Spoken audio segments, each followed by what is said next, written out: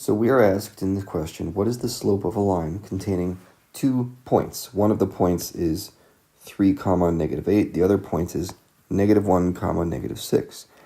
And one way you can do this is you could go draw yourself an XY graph and put these points on there. Here's 3 negative 8, something like this. Okay, 3 negative 8. And the other one is negative 1 negative 6. So that's going to be like over here. I don't know.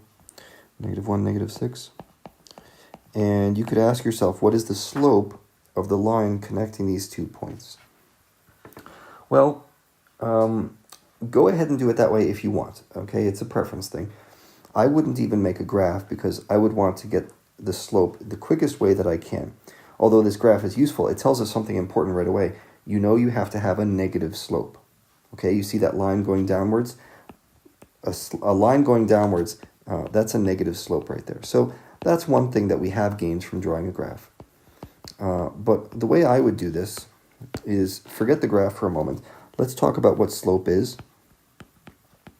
Remember the way we calculate slope. If you remember this, it's rise over run.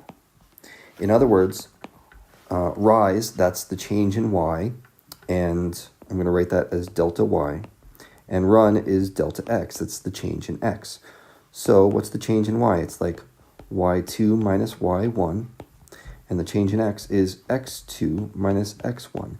And when I put these subscripts on the y and x values, what I mean is the second y point and the first y point. So what's the second y point? I'm going to call this point 2 and this point 1, although actually it doesn't really matter. If you switch the numbers, you'll get the same result in the end. So y2 is negative 6. Y1 is negative 8 minus negative 8. Okay, and then x2, you have to be consistent here. x2 is going to be negative 1, and x1 is going to be 3. So this becomes negative 6 minus negative 8. Well, that's positive 2. And negative 1 minus 3 is negative 4. So negative 2 over negative 4, that's basically, come here, graph. That's just negative 1/2. Okay, that's my slope. And you see that in your list right here. So the important thing in this problem is knowing when they say what's the slope. You should know how to calculate what slope is. It's rise over run.